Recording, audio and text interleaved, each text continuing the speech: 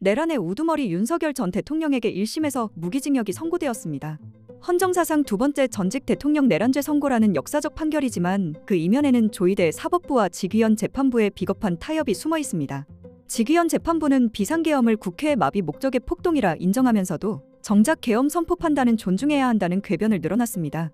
내란은 인정하나 그 출발점인 계엄은 존중하라는 논리는 헌재의 위헌 결정과 정면으로 충돌하는 모순입니다.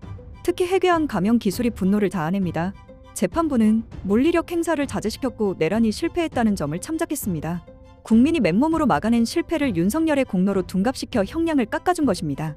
성공하면 정권 장악, 실패하면 감형이라는 공식은 내란죄의 근간을 흔드는 처사입니다. 충격적인 사실은 선고 당일 윤석열의 태도입니다. 그는 선고 직전까지 여유를 부리며 본인에게 정말 내란죄가 적용될지 끝까지 모르고 있었습니다. 통치권 차원의 결단이라 믿었던 그 오판은 재판장이 내란 우두머리죄를 낭독하는 순간 처참히 깨졌습니다. 구치소 복귀 후 윤석열은 벽을 보고 고함을 치거나 혼잣말을 중얼거리는 등 극심한 이상 증세와 발작을 보이는 것으로 알려졌습니다. 자신이 휘두른 칼날이 내란죄가 되어 돌아오자 그 공포를 견디지 못한 채 무너지고 있는 것입니다. 직위원이 굳이 사형이 아닌 무기징역을 선택한 것은 훗날 사면과 가석방의 비상구를 열어준 추악한 배려에 불과합니다. 하지만 역사는 끝나지 않았습니다. 2심은 법리 중심으로 속도를 낼 내란전담 재판부가 맞습니다. 윤석열이 구치소에서 발작하며 부정하더라도 내란죄의 무게는 변하지 않을 것인데요. 전문가들은 2심 내란재판부에서는 1심 직위원 재판부와는 전혀 다른 양상이 될 것이라는 분석을 내놓아 윤어게인 지지자들은 멘붕에 빠졌습니다.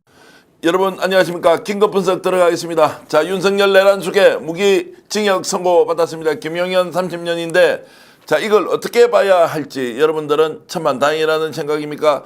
기왕에 선고한다면 사형 선고를 했어야 한다고 판단하고 계신가요? 이병철 변호사님 나오셨습니다. 어서 오십시오. 네, 수고하십니다. 자, 이제 일단 어제까지 공소기각에 대한 우려를 했고 이병철 변호사님 사형 아니면 무기징역 나올 것이다. 공소기각은 우려를 없애도 된다라고 맞습니다. 이제 방송을 하셨는데 네. 어제 그 방송을 봤거든요. 네, 네. 예측 범위 안에서 다 이루어졌고 무기징역 혹시라도 심리적으로 우리가 공소기각 되는 거 아니냐 저도 뭐 걱정을 많이 했거든요. 그렇죠, 그렇죠. 그래도 직위원이 오늘 전체적으로 이렇게 문맥이나 이런 게 두 사람 원래 괜찮은 사람이었는데 이런 생각이 좀 들기까지 하던데 어떻습니까? 네. 그러니까 그간에 제기했던 여러 법적 쟁점에 대해서 깔끔하게 상당히 법리 구성을 잘 한 것 같습니다. 네. 그 수사권이 인정된다는 그 법리적 논리가 오늘 특이한 게 판결문을 읽는 형식이 아니고 네. 그냥 본인이 요약해가지고 하고 판결문은 별도로 보시면 된다. 그 방식도 저는 괜찮은 방식이라고 보거든요. 아주 독특한 기법을 네, 1시간 네. 정도 만에 딱 끝을 내주는 거 보니까 네, 맞습니다. 생각을 많이 했다. 그리고 이제 국민들이 어떻게 판단하고 있는지를 본인이 뭐 나름대로 알고 있었다 이런 건데 자 직위원에 대한 우리 악감정 많잖아요. 네. 아니 그 뭐 윤석열 탈옥시키고 할 때는 용서할 수가 그렇죠. 없었죠. 그 있을 수가 없는 짓을 그다음에 했죠. 술자리도 지금 아직 뭐 네. 제대로 조사도 안 되고 있는데 네. 직위원에 대한 생각이 조금 바뀝니까 어떻습니까? 저는 뭐 사실은 뭐 직위원 판사가 어떤 분이라는 거를 사실은 개인적인 잘 알기 때문에 네. 굉장히 머리가 좋아요. 똑똑한 사람이에요 일단. 네. 예. 그런데 이제 이 재판을 진행하는 방식이 그 일반적인 그 사건들 재판할 때에도 최대한 피고인을 좀 편하게 해주는. 그런데 이제 그걸 이 내란 사건에 똑같이 하면 안 되죠. 그거는 네. 엄정하게 해야 되는데 그건 굉장히 잘못된 거고. 뭐 술자리 이런 거는 뭐 제가 내용은 잘 모르겠는데 뭐 여자 나온 술자리인지 어떤지 그런 거는 비난받아 마땅하겠죠. 그리고 뭐 작년에 그 말도 안 되는 날짜 계산, 시간 계산해서 석방시킨 거는 있을 수 없는. 네. 그 제가 고발했잖아요. 예. 근데 어쨌든 그런 우려를 좀 오늘 꽤 많이 불식시킬 수 있는 오늘 선고의 형식도 요약해서 한 것도 잘한 것 같고, 네, 전체적으로는 좀 그래도 점수를 따는 그렇지만 이제 아쉬운 부분들도 상당히 있었다 이렇게 봅니다.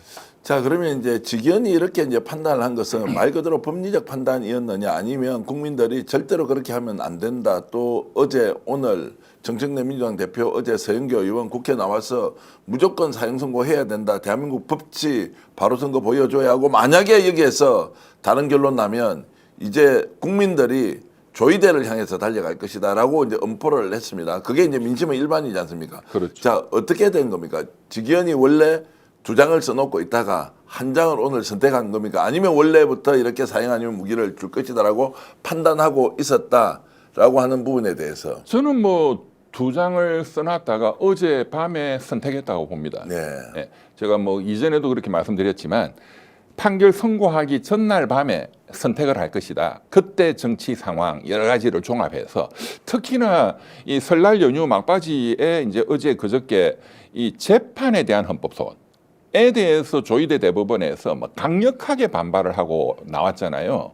그래서 제가 말씀드린 대로 민주당이 어떻게 이 판사 개혁, 법원 개혁에 대해서 강력하게 밀어붙이느냐 이게 결정할 것이다.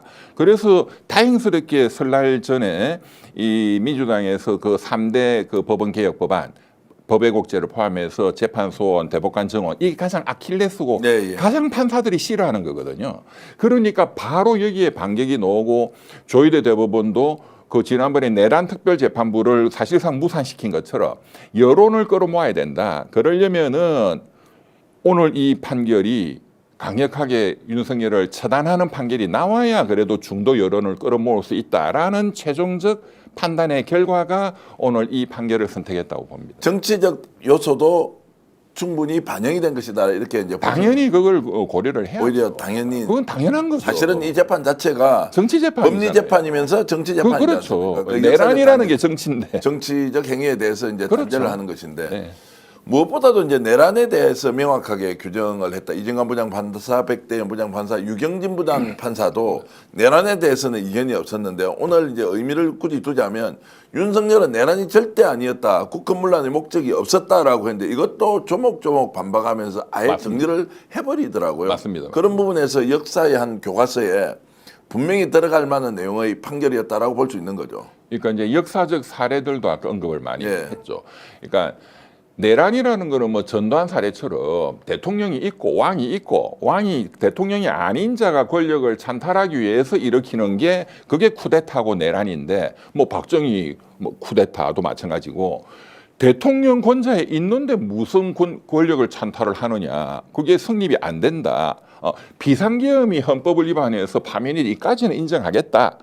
그러나 내란 국헌문란 목적 쉽게 말하면 권력을 찬탈하기 위해서 야당을 제압하고 국회를 무력화시키고 권력을 먹겠다 이게 내란인데 뭐 권력을 갖고 있는데 무슨 내란이 되느냐라는 윤석열이의 주장 거구파들의 주장에 대해서 그런 역사적 사례 봐라 찰스 1세가 의회를 무력화시키고 결국 실패해서 처형됐다. 그 영국의 사례까지 들면서 그렇지만 뭐 그런 사례가 뭐 그건 너무 옛날이잖아.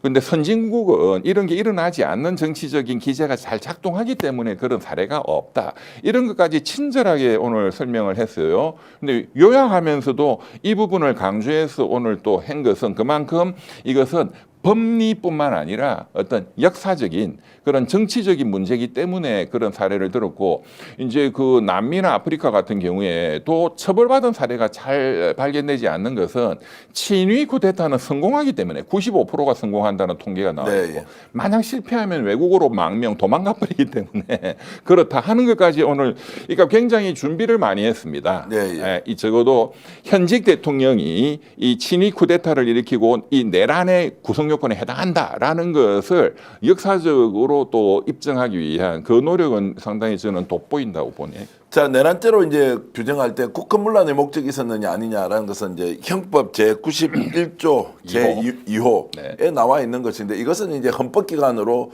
독립되어 있는 거기에 대해서 대통령이 비상계엄을 통해서 장악하려고 했고 구체적으로 이것을 찬탈하려고 했던 의도, 목적 그리고 수행 계획까지 다 있었다고 하는 것은 명백하게 이것은 국헌문란의 목적이 있다고 봐야 한다라고 규정을 하고 또 국무회의조차도 형식적 요건을 갖췄다 하더라도 그것의 실질적인 요소가 국헌문란에 해당되는 헌법기관의 침탈과 그리고 이런 것들로 이제 가게 되면 이것도 국헌문란의 목적이라고 봐야 한다. 뭐 이런 것도 저는 들으니까 통쾌하더라고요. 네.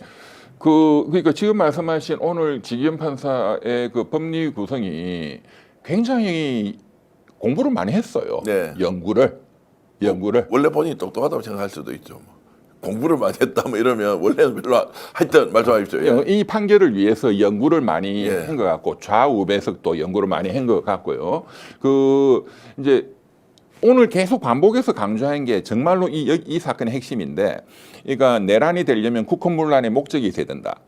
그 다음에 폭동을 일으켜야 된다. 군을 동원해야 한다 뭐 이런 이게 거죠. 군을 투입했다. 이게 제일 나쁜 짓이다. 예, 이게 예. 핵심이다. 예. 뭐 군대를 투입해가지고 국회를 무력화하고 정치인 야당 정치인을 체포. 이게 쉽게 말하면 네 1인 독재하려고 한 거잖아. 이거잖아요. 예, 1인 독재 이게 내란이지.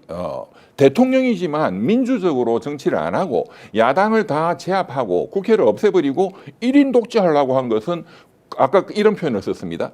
국가에 대한 반역이다. 그게 내란이다. 네. 제가 여태까지 그 작년 10월 달에 서울중앙지방법원장, 서울고등법원장, 대법원, 법원행정처장 등이 국회에 와서 이게 내란이냐 아니냐를 말해라 하니까 한 명도 거기에 대해서 답변을 안 해요. 애매모호한 태도를 취했죠. 네. 그래서 제가 많은 방송에서도 말씀드린 게 내란 죄냐 아니냐에 대해서 1심 재판이 진행되고 있으니까 말하는 게 부적절하다. 그까지는 뭐 형식 논리로 이해는 하겠어요. 예단을 줄 수 있다. 그러나 그런 표현을 쓰지 말고 국가에 대한 반역 행위를 했다라는 것은 인정을 해야 된다. 그렇게 표현을 하면 되지 않느냐라고 제가 많이 반복을 했거든요. 오늘 뭐 그거를 듣고 했는지 아닌지 모르겠지만 이것은 국가에 대한 반역이다 이거지. 네. 국가에 대해서 반역한 자는 처단해야 된다라는 게 저는 굉장히 가장 인상 깊게 들렸습니다. 자, 그러면 이제 직연이 이렇게 이제 판결을 내리면 항소심의 내란 전담 재판부에서 내란이 이제 뒤집어질 가능성은 아예 없는 거죠. 없다고 봐야 돼요. 그 윤석열 변호인단이 지금까지 일관되게 내란이 아니다. 네. 합법적인 비상계엄이다라고 하는 게 다 부정이 됐죠. 모든 재판에서 지금 부정이 됐지 않습니까? 맞습니다. 예. 그러면 이제 이것은 일단 확정 단계고. 뭐 법률적 확정은 아니고 이론적으로는 가능성이 뭐 그 항소심에서 나는 내란 인정 안 돼라고 할 이론적 가능성은 있지만 현실적으로 제가 경험적으로 그게 뒤집힐 가능성은 0%라고 봐요. 그러니까 없다고 봐야 되는 거지. 일단 내란은 인정됐고 내란 수계이고. 그러면 여기에서 이제 우리 방송 듣고 있는 시청자 여러분들께 자, 이것을 최초의 내란을 기획했던 비상계엄을 선포할 당시에 기획자라는 놈이 있었을 거 아니에요. 그 기획을 윤석열 매일 술 처먹는다고 그걸 못했을 거고 누군가는 페이퍼를 가지고 이렇게 하면 된다고 밀리에 만나서 조치를 취하고 동의를 받고 이걸 결행 계획을 가지고 국무총리 뭐 쭉쭉쭉쭉 네. 자 이상민 행안부 장관부터 다 줬을 그 최초의 기획자가 지금 생각하면 김용현 맞습니까? 오늘은 김용현으로 이제 판단을 한 거죠. 예. 노상원이는 뭐 별것 그렇게 중요하지는 않다 이런 거죠. 자, 그럼 김용현이 이렇게 내란을 준비하는 당시에 아예 법, 헌법, 법률 다 무시하고 이렇게 된다고 기획을 하면 윤석열도 어쨌든 사법고시 출신이고 검찰총장까지 했지 않습니까? 이걸 법리적으로 이게 실패하면 어떤 결과가 나올지를 모르고 동의를 했다는 것도 이해가 잘 안 되지 않습니까? 다 알죠. 실패하면 죽는다는 건 알죠. 근데 안 죽었지 않습니까? 지금 뻣뻣하게 고개 쳐들고 내 이거 내란 아니다. 비상계엄은 합법이다. 이렇게 이야기를 했단 말이에요. 그거는 뭐 당연히 그렇게 하는 거고 살기 위해서. 그래서 이게 너무나도 어설프게 준비한 거 아니냐. 오늘 이제 그렇죠, 판결 그렇죠. 과정에서 그렇죠. 준비가 제대로 되지 않았다라고 그렇죠. 하는 그 기획자가 누구냐. 왜 그놈은 이런 식으로 해가지고 뻔히 실패할 거 알면서도 윤석열에게 하라고 했을까. 물론 윤석열이 결정자니까 책임을 져야 되는 것도 맞는데 네. 이게 이제 궁금한 거예요. 아니, 실패한 쿠데타를 실패할 걸 알면서 실패할 정도로 하는 사람은 없죠. 무능하니까 그런 거지. 그 정도 해도 성공할 무능하니까 것이다. 예. 천하에 무능하니까 그런 거죠. 윤석열이도 무능하고 정세 판단이나 네. 이것을 준비하는 게 그리고 김용현 전 국방부 장관도 역시 무능하고 지금 현재는 김용현이가 그 기획했다고 봐야 되겠죠. 페이퍼에 대한 그렇죠. 김용현 이자가 천하의 무식쟁이가 헌법도 법률도 다 무시하고 지 맘대로 해가지고 네. 야 정말로 한 대 확 갈겨주고 그러니까 싶은 지금 마음이 오늘 이 드는데. 판결을 보면 이제 어쨌든 지기현 재판장이 160여 명의 증인을 신문하고 160번의 재판을 해가지고 오늘 내린 이제 결론을 우리가 들었는데 그 보면 이게 어리석은 쿠데타라는 거거든요. 그래서 사형 안 시키고 무기징역 정도, 네. 김용현이는 무기로 안 하고 30년 정도를 해준 거란 말이에요. 어리석은 자들이다 이런 뜻이에요. 전체적인 흐름이. 네. 이게 기억납니다. 이 내란이 터지자마자 언론에 나온 게 윤석열이가 김용현이한테 그봐 내가 더 1,000명 더 투입하라고 했잖아. 모자란다고 했잖아. 그게 얼마나 어리석은 준비 안 된 쿠데타냐. 또 내가 두 번째, 세 번째 또 때리면 돼. 국민을 얼마나 진짜 무시했으면 저 어리석은 무지랭이들이 대통령실에 모여 앉아가지고 했다는 그 작당 수준이 저 수준이고, 그래서 사형을 당연히 시켜야 되는데 무기로 저는 감형을 했다고 생각을 하는데요. 이제 그런 부분에 대해서 참 지금 돌이켜 생각하면 어처구니 없는 자들이 몇 개월입니까? 윤석열 파면된 게 2025년 4월 4일. 4일이지 않습니까? 지금 이제 한 10개월 정도 네. 일단 지났는데 그 사이에 얼마나 많은 그 허구의 논리를 가지고 국민들을 기망하고 속여하고 불안에 떨게 하고 네. 사법부도 거기에 농락당하면서 재판부를 믿는 게 아니라 판사를 믿느냐 안 믿느냐 이런 지경으로 몰고 갔던 걸 생각하면 진짜 내가 자, 그래서 지금 이 순간에 이제 조희대 대법원장은 어떤 생각을 하고 있을까? 이것도 좀 궁금하거든요. 조희대가 이런 이제 결과가 나왔다는 것을 법과 양심에 따라서 판사가 알아서 한 것이다 라고 논평을 아직 내고 있지는 않습니다. 궁금해서 지금 기자들이 물어보고 난리가 났습니다. 조희대가 지금 뭐라고 하는지. 아무 말 안 하겠죠. 앞으로도. 말을 하지 않는다. 뭐 일체 말 안 하죠. 예. 또 그게 뭐 어떤 조희대 스타일이죠. 예. 뭐 법원 행정처장을 통해서도 이 판결에 대한 논평을 하지 않을 겁니다. 판결에 대한 논평을 하지 않더라도 내심 이 사안에 대해서 직위원한테 외압을 행사하거나 이렇게는 하지 않았을 거 아닙니까? 직위원이 어쨌든 독립재판부로서 선고를 했는데 네. 여기에 대해서 심정은 있을 거 아닙니까? 네. 근데 우리는 궁금한 것이 이병철 변호사의 속마음이 뭐죠? 자, 지금 조희대의 속마음이 뭐지? 박영진은 지금 어떤 생각을 할까? 이것은 우리가 추론 영역에서 논평가들이 충분히 이야기할 수 있는 거지 그렇죠, 않습니까? 그렇죠. 조희대는 지금 어떤 심정이겠습니까? 그러니까 저는 조희대와 박영재 그 법원 행정처장은 지금 오늘 그 듣고 지금 긴밀하게 뭔가 논의를 하고 있을 네. 거라고 봅니다. 네. 어제도 그랬을 것 같고 이제 그러니까 저는 조희대 대법원장이 이 판결의 결과를 이미 짐작하고 있었다고 봅니다. 뭐 네. 구체적으로 보고까지는 안 했을 가능성이 높지만, 왜냐하면은 어제까지 제가 예측한 것은 조희대도 충분히 예측을 할 수 있고, 그리고 조희대가 갑자기 그냥 재판에 대한 헌법 소원은 절대로 안 된다라고 막 계속 이제 비판을 퍼부었단 말이에요. 네. 어제 그저께 계속. 네. 그러니까 이거는 결사적으로 막아야 된다. 그 이제 이거를 못 막으면은 법외국제 다 통과될 거고 대법관 증언도 다 통과된다. 네. 그러면 대법원이 아니라 헌법재판소가 그 위에 군림하게 된다. 이거는 도저히 받아들일 수 없다. 본인한테 제일 중요한 건 이거지. 윤석열이를 살려주는 게 아니거든. 네. 누구나 지 일이 제일 중요하지. 남의 일은 그다음 문제예요. 그런 전체적인 어떤 정세 분석 하에 나온 이 판결이기 때문에 이것을 뒤집는 것은 이제는 포기하고 내란을 유죄로 인정하고 뭐 사형 또는 무기징역 이것은 이제는 이제 상수다. 이제 조희대 대법원이 얻을 수 있는 것을 얻어야 된다라고 아마 판단을 하고 있을 자, 거예요. 윤석열이 전직 대통령인데 내란 수괴로 무기징역을 선고받았습니다. 여기에 대해서 대법원이 아무런 논평을 내놓지 않는다는 것도 이상하지 않습니까? 자, 재판에 관여할 수 없다는 건 알겠는데 이게 역사적 정치적 재판의 결과가 1심에서 선고가 됐는데도 말을 하지 않는다. 어쨌든 판단을 존중한다. 라고 하는 정도는 메시지를 내야 일단 교통정리가 깨끗하게 될 것 같은데 그건 하여튼 저는 해야 한다고 보는 것이고 안 하는 것이 관행이다라고 하는 것은 뭐 조희대 대법원장 마음이니까 모르겠습니다만 그렇게 해야 한다고 저는 생각을 합니다. 바람직한 게 뭐냐라고 예. 질문하신다면은 당연히 입장을 내는 게 바람직하죠. 예. 그게 정답이지. 정답이죠. 소학의 정석이지. 국민에 대한 예의이기도 하고요. 네, 그렇죠.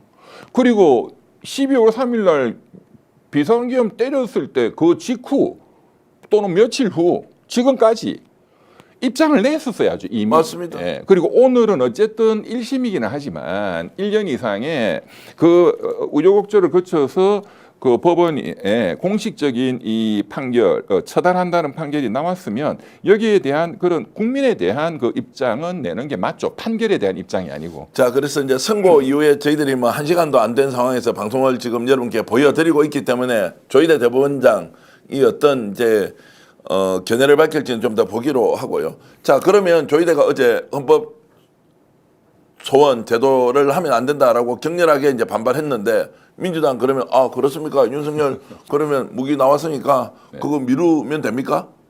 사법개혁법안 있지 않습니까? 법외국제 그리고 헌법소원제도 대법관 정원 문제 맞습니다. 네. 거기다가 또 하나 더 있더라고요. 지금 하여튼 이제 그런 부분은 어떻게 해야 됩니까? 바로 지금 밀어붙이고 6월달에 다 한다는 거 아닙니까?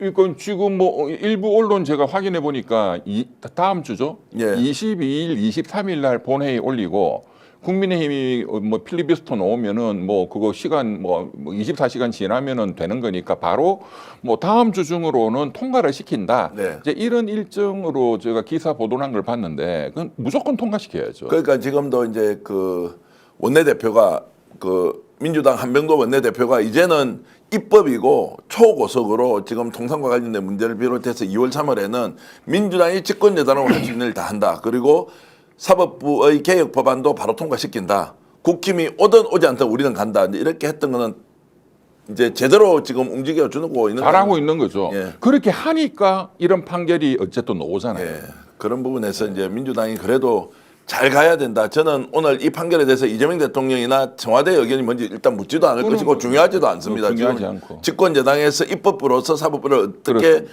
견제해서 독립성을 보장해 줄 것인가는 매우 중요하다는 것이고요. 또 하나 짚어야 할 것이 이제 국힘인데 아직까지 반응이 안 나오고 있습니다. 반응 나오겠죠. 뭐 나오기는 나오겠죠. 장동혁- 판결을 존중한다 이 정도 나오겠죠. 판결을 존중한다는 1심 판결을 존중한다라고 말하겠죠. 그건 대법원 때까지 기다려 보겠다는 그렇다고 의미고. 하겠죠. 근데 본인들도 오늘 이 판결문의 이 꼼꼼한 법리 구성하고 여러 가지 예. 보면 그 뭐 국힘은 뭐 법조인들이 많잖아요. 특히나 본인들이 이것을 뒤집기는 불가능하다라는 판단을 속으로는 하고 있을 거예요. 자, 직위원을 욕하기도 어려운 위치 아닙니까? 지금까지 직위원을 저렇게 보호하고 그렇지. 있었는데 법관 공격하지 마라라고 했는데 네, 본인들 믿었는데. 법관 공격할 수 없지 네, 않습니까? 그렇죠. 지기현이가 윤석열 석방시켜줬는데 그걸 믿었는데 지기현이가 이렇게까지 뭐 어쨌든 뭐 우려했던 것보다는 상당히 괜찮은 판결을 냈기 때문에 윤상현조차도 이제 나와 윤상현 의원이 자, 뭐 윤석열도 타절해야 되고 국힘이 그렇죠. 나서서 이거 네. 타절해야 된다 아예라고 이제 주창을 했고 이제 그 목소리가 더 명분을 얻고 더 커지겠죠. 장동혁 계속 이렇게 일관되기보다는 필요에 따라서 바꾸고 이러니까 항상 오늘 그렇죠. 대세가 결정됐기 때문에 바꾸겠죠. 윤석열과 바꿀 수도 있고 아니면 전환기를 비롯한 극우들이 바깥에서 이 재판 못 받아들이겠다라고 하는 것을 의식할 것인지 그거는 어떻게 지금 그러니까 모든 사람은 자기가 잘 되는 게 중요한 거예요. 예. 행동 방식이 이기심에 기초한 것이 인간이기 때문에 장동혁 국민의힘 대표는 어쨌든 지방선거에서 나름대로 선방해가지고 본인이 당 대표를 계속하는 게 중요한 거야. 네. 또는 전당대회에 나와서 다시 연임해가지고 2년 후에 있을 국회의원 총선 공천권을 행사하는 게 또 더 중요하겠죠. 지가 잘 되는 게 제일 중요하니까. 그러면 오늘 이 판결을 보고 어떻게 정세 판단을 해야 되느냐?